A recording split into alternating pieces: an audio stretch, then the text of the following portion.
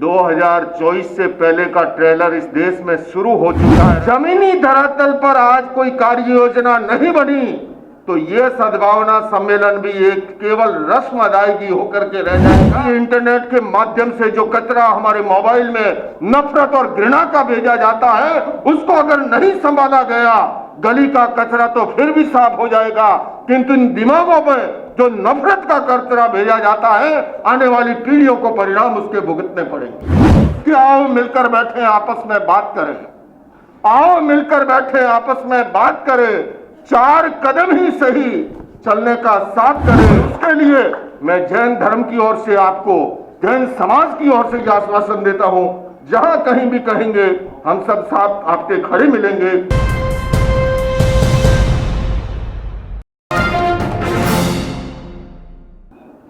इस देश के सबसे बड़े और सबसे अच्छे इंजीनियर भाई मौलाना मदनी जी, इस मंच पर उपस्थित सभी धर्मों के रहनुमा, मेरे सामने धर्म संकट ये है कि सद्भावना मंच का सिद्धांत तो ये कहता है कि जितना समय हिंदू धर्म ने लिया, सिख धर्म ने लिया, बौद्ध धर्म ने लिया, उतना ही समय मुझे लेना चाहिए।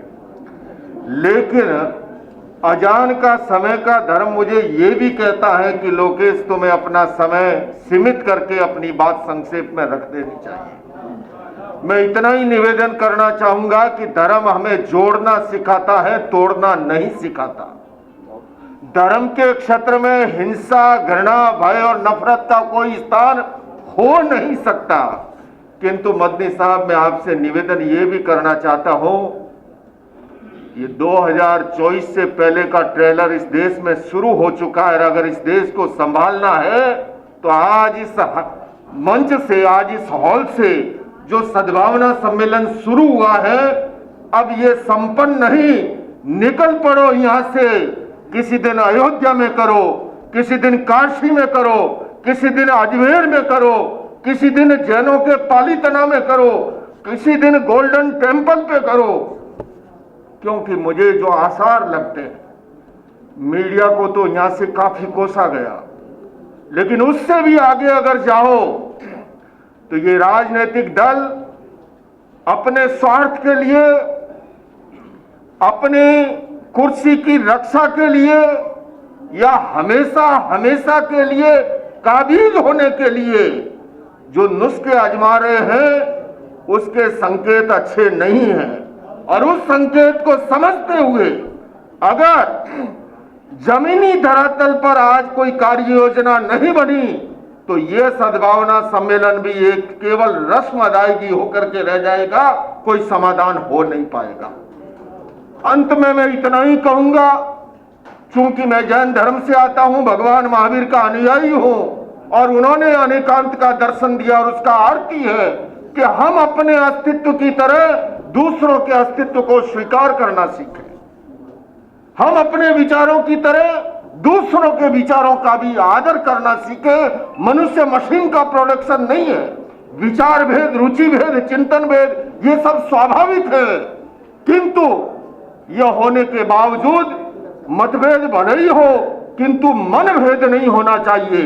मैं अंत में यही कहूंगा, हमारे देश के माननीय प्रधानमंत्री जी स्वच्छता की बात करते हैं, किंतु आज मैं देखता हूं कि इंटरनेट के माध्यम से जो कचरा हमारे मोबाइल में नफरत और घृणा का भेजा जाता है, उसको अगर नहीं संभाला गया, गली का कचरा तो फिर भी साफ हो जाएगा, किंतु इन दिमागों में जो नफरत का कचरा भेजा जाता है, आने वाली पीढ़ियों को परिणाम उसके भुगतने पड़ेंगे। इसलिए मेरा ये निवेदन है, क्योंकि दृष्टिकोण के साथ, नजर के साथ दृष्टि बदलते ही सृष्टि बदलती है।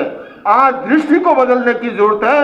और अंत में एक रूपक के माध्यम से कहूंगा कि अगर हमारी दृष्टि बदल जाए, हमारी दृष्टि पॉजिटिव हो जाए, सकारात्मक हो जाए, तो सारी दुनिया, सारी जहान खूबसूरत हो सकता है। और अगर वह नहीं है, एक व्यक्ति मेले में गया तो उसने कहा, हिंदू भाई था, कि आज तो चिड़िया बड़ा अच्छा बोल रही है।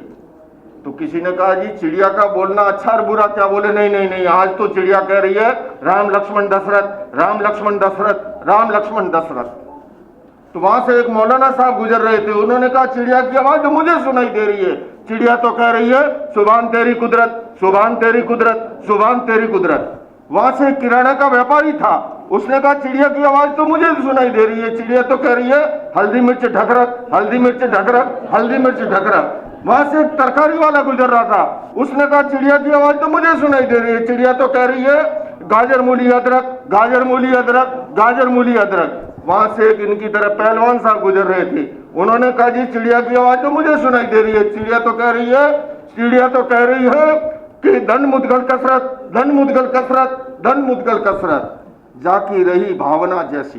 बंधुओं और बहनों, अगर हमारी भावना ठीक नहीं है तो सब कुछ हमें उसी तरह नजर आएगा। आज इस इंटरनेट के माध्यम से हमारी इस दृष्टि को बदलने का काम किया जा रहा है। जो हमारी विरासत रही है, हमारी भारत देश की विशेषता है अनेकता में एकता की, बहुलतावादी संस्कृति हमारे देश की खूबी है, सर्वधर्म सद्भाव हमारे देश का मूल मंत्र है। आज उसके संरक्षण और संवर्धन का हम सबका दायित्व है। और इसलिए मैं आपसे आह्वान कर रहा हूं कि आओ मिलकर बैठे आपस में बात करें, आओ मिलकर बैठे आपस में बात करें, 4 कदम ही सही चलने का साथ करें। यूं तो दूरी से दूरी बढ़ती जाएगी, कभी तो हम खुद से खुद की मुलाकात करें। ये खुद से खुद की मुलाकात, ये खुद से खुदा की मुलाकात। आइए उसके लिए आज ये सद्भावना सम्मेलन का यहाँ समापन ना हो, यहाँ से कार्य योजना बने और कम से कम 2024 तक जो खाई चौड़ी करने के समय तक जो है, ये कम से कम एक कारवां चलना चाहिए लगातार, देश भर के अंदर अलग जगनी चाहिए और तभी इस देश को बचाया जा सकता है। वरना जैसे इस मंच से अनेक वक्ताओं ने कहा, इंजाम तो बहुत कुछ हो चुका है। और इसलिए ऐसी कार्य योजना की मैं वकालत करते हुए मैं इंजीनियर साहब से निवेदन कर रहा हूं, इससे बढ़िया और कोई इंजीनियर नहीं मिलेगा। हमारे वक्ता ने कहा कि पुल जोड़ने वाला चाहिए, सेतु चाहिए, तो मदनी जी सेतु है, वो हम सबको जोड़ते हैं। अनेक मर्तबा हमने इनके साथ कार्यक्रमों में भाग लिया है और उसके लिए मैं जैन धर्म की ओर से आपको, जैन समाज की ओर से यह आश्वासन देता हूं, जहां कहीं भी कहेंगे हम सब साथ आपके खड़े मिलेंगे। इन्हीं शब्दों के साथ, बात सरल बलिदान कठिन है, पतन सहज उत्थान कठिन है, गाता है खंडर का हर पत्थर, ध्वंस सरल निर्माण कठिन है। तो आइए बंधुओं, हम सभी निर्माण में लगे, सृजन में लगे, समाज के उत्थान में लगे। इन्हीं शब्दों के साथ ओम अरहम।